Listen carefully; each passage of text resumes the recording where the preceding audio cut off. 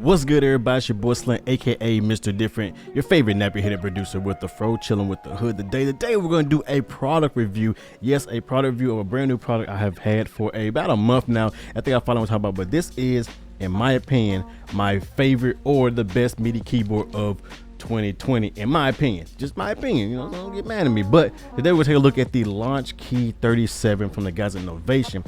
Yes, another Novation product. I know, I'm sorry. I love Novation stuff at this point. It makes some really good stuff. But today, I think this is probably one of the best MIDI keyboard series for the price and the functionality. And that's what we'll talk about, some things I like about it. Not gonna be a full in-depth review. Just gonna kind of show you a little overview of it and show you some of the key features that I really like about it. And also, but sorry, I don't have no crazy camera right now. I will do some B-roll so you can see it. And also, I will be showing you how it actually works really well in FL Studio. I know in my last video when I talked about the Launchpad, I forgot to show you stuff at FL Studio. My bad. But this video, I will be doing everything inside of FL Studio to show you that most of the, pretty much all the features work inside of FL Studio just as good as it does at Ableton Live, even though it's, you know, branded as even though it was made for Ableton Live. So yeah, enough of me talking. Let me go ahead and switch the camera around so you can see the unit, and let's talk about it, show you what to do, and talk about it. So let's go. All right, so here we are right now with the Launchkey 37 in view. Got a little nice little set. Hopefully you guys can see this all clear and all nice. Hopefully ain't too wobbly either. But yeah, so today we're gonna be looking at the Launchkey 37. Here it is, the guys in Novation. It looks really nice. I'm gonna go over all the individual things about it, and then I'm going to show you exactly you know, the features that I like about it, actually make this a really unique keyboard. It makes it really nice to have and all the good stuff. So first off, let's just start from left to right and talk about what it is. So we'll actually talk about the back first. So in the back, all you got is a MIDI out. So I actually have this going into my synthesizer, which I'll be doing a review of that probably later today for tomorrow. And this is a USB, you know, go straight to your computer. And you also have a sustain pedal, which is very dope. You play a keyboard, stuff like that. Sustain pedals come real good and handy. As you see, it's a nice layout. It is a 37 key bed piano or MIDI keyboard, and it has some nice keys to it. And let me just to prove you I'm in FL Studio, I'll show you my screen right now. As you can see, I actually have Omnisphere open, so because I said all the features I'm gonna show you in this can work good with FL Studio as well. So we have your pitch and mod wheel, basically, you know, your simple stuff right there, you know, nothing special right there. Every MIDI keyboard basically has a pitch and mod wheel. You have some function buttons right here. You have your up and down octaves right here, which, you know, standard stuff. So just some basic author stuff right there. All MIDI keyboards have that. You have a art function and a scale function. Well, I will come back to those two a little bit later in the video. So, you know, those are like my two favorite features. I like think this is a really good MIDI keyboard for, you know, most people. You have a shift button, which allows you to actually activate extra functions. You see it's like little white right in most of your round places. It just allows you to do extra features right there by holding the shift button. You have a settings button, which you can change settings inside of the MIDI keyboard. Pretty sure. You have your track left and right, which if you're gonna hook it up to most DAWs, also select tracks on FL Studio and stuff like that, FL Studio and Ableton Live. So that's dope. You have this button, which I don't know what the button do. This is a program button, which I shouldn't even mess with that because it's like 100 different programs. So let me just speed through all these programs because I didn't mean this is a program button. So yeah, you can pretty much put different programs inside of this keyboard. So I'll be right back. So you're like 100 and some different programs that I wouldn't mess with that. You got the fixed chord mode, which when you click that, now you can start playing chords based off the notes, pretty much one note. So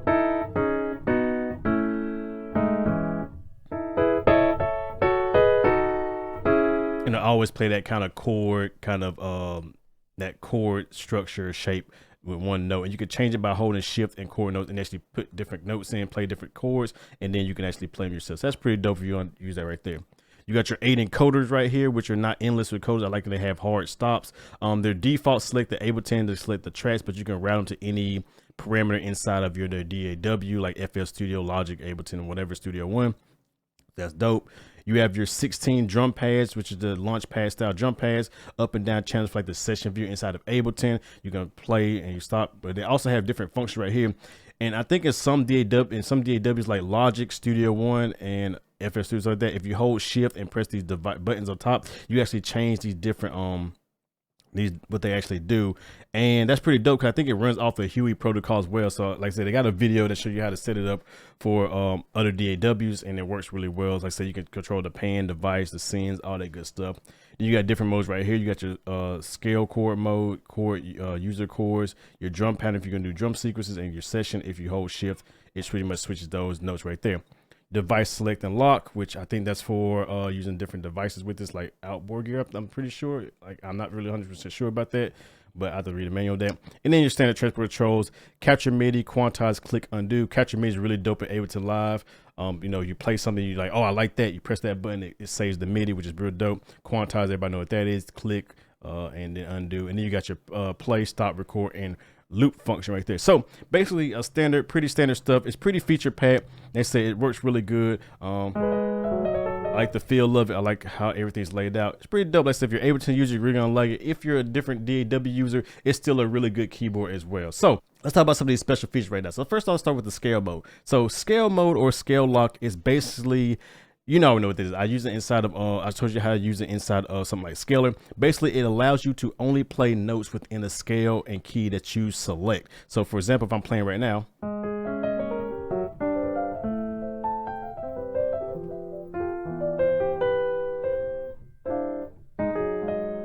you know, I'm playing sour notes mixed with some correct notes. If I turn scale mode on, and right now I have it selected to F sharp Dorian, now I'm only gonna play notes within the F sharp Dorian scale.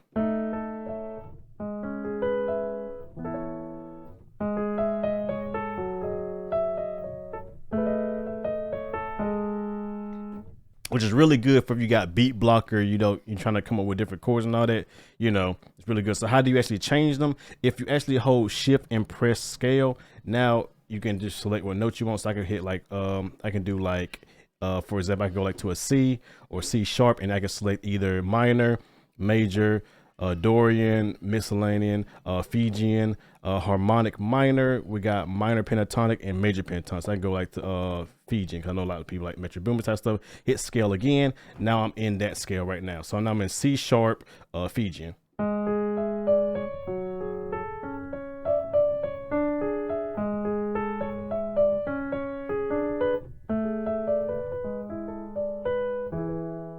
Which is really dope. So I do like that feature. Like I said, it's really good for people you got beat block or you don't really know how to play the MIDI keyboard all too well. That's a dope feature to have. And one thing I don't like about it is the fact that I think it's it has a weird priority to it. I think it does like up priority, which pretty means it's like, so for example, now these two notes, you know, here they're actually the same note. So, you know, if you're trying to play like something, if you hit these two notes, then it'll play the same note, so you get some double stuff. You see, so that's kind of, it takes some time to get used to, but once you get used to the playing and how it works, you can play.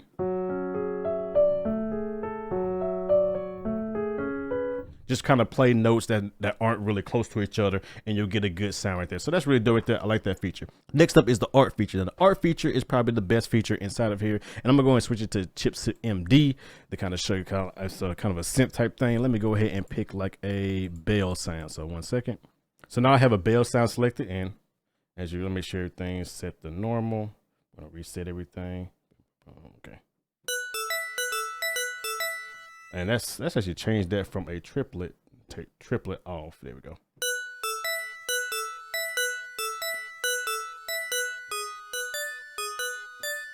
So basically, you know, your ARP right there, you can select, and you can also change how it actually works as well. So when ARP is selected, if you hold shift and press these different notes, you have your ARP type. So you got pretty much up, down, play, random, and chord. So for example, so I'll just, actually we'll latch it real quick. So to hold a latch, you hold shift and you hit ARP. Now it's gonna latch. So when I play, it's gonna continue playing. So now let's change the shapes.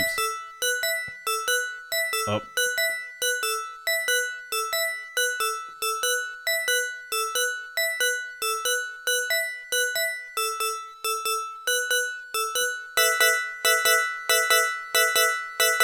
So you can see you got up, down, up, play, random, chord, and mutate, which I'm gonna show you that in a little bit. You also can change how fast the rate is, the octaves it goes, and the rhythm of it as well. So let's go ahead and change the rhythm. I think I got a weird rhythm. So we'll do no rhythm, and then.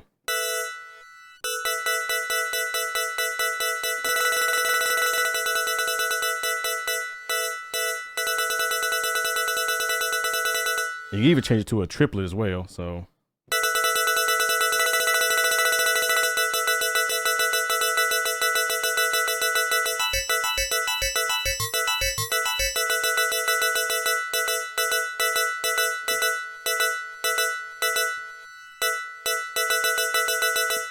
So you can change the rhythm, the speed, the octave, the shape. Really, really dope. But it really gets good when you add it on mutate mode. So how mutate mode works, so I'm gonna go ahead and shift, hit mutate, and now it's on mutate. Hit the latch on. I'm gonna place the notes, and I'm gonna use this knob right up here, which is the mutate knob with shift, and it's gonna pretty much add more notes and stuff into the already being played ARP and give you like a cool way of making some melodies. So let's go ahead and play that real quick. So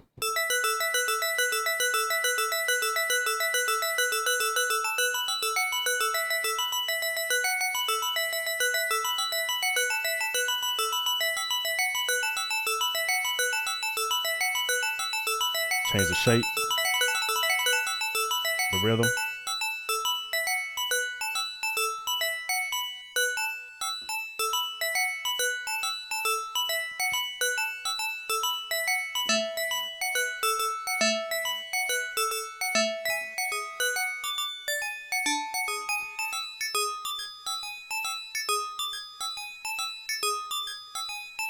As you can see, you can do some crazy stuff right there. Like I said, by changing the shape, the type, the octave, the rhythm, add some mutation to it.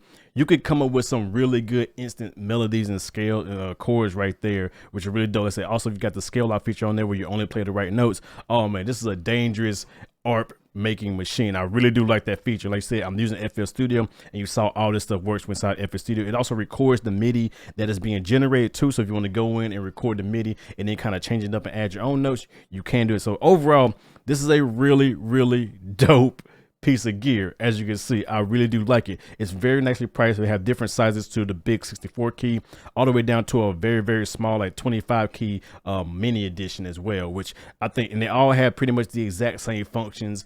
Now they built into them with the scale lock ARPs and all that good stuff right there. So let me go ahead and switch the camera back, and then I'll give you my final thoughts about this unit. So yeah, that was the Launchkey 37 from the guys at Novation. A very, very dope MIDI keyboard. Like I said, I think it's a really good keyboard for anybody if you're in FL Studio, Ableton Live, or any other DAW, because it works really good. Like I said, you can hook it up to these UE protocol, and it works pretty much with any DAW. And they also got dope videos on how to set it up for actually whatever DAW you are using, so you can use any DAW. It does work out of the box in Ableton really well, but like I said, it works for anything else. And with the functionality of the ARP and the scale lock feature in there, it just makes it a really, really dope choice for beginners or people who are looking to upgrade their MIDI keyboard. Like I said, that scale lock and ARP feature is a game changer, and it pretty much saved me a lot of time when coming up making beats and all that, and it just helps me create faster. I might actually buy the smaller one as a travel one because I just love that feature, and I want to see more MIDI keyboards have that feature, because that feature is a very, very good feature, especially for people who may not be the best piano player or classically trained. It just kind of helps you out and gets you in the right direction. So yeah, I put a link in the description below to all these products. You can check them out yourself and pick up one if you're interested yourself. If you like the video, you know, thumb it up, leave me a comment, all the good stuff. Let me know what MIDI keyboard you are using. I want to talk about all that kind of stuff. What's your favorite MIDI keyboard? Do you own this one, or you thinking about getting this one? Let me know in the comments below. So with that being said, y'all know who it is. It's your boy Slim, aka Mr. Different, not motivated by the money, but the like, comment, subscribe, and views. And with that being said, I hope you guys enjoy like always, and I will catch you guys, guess what, in the next video. Have a good one, everybody. I'm out.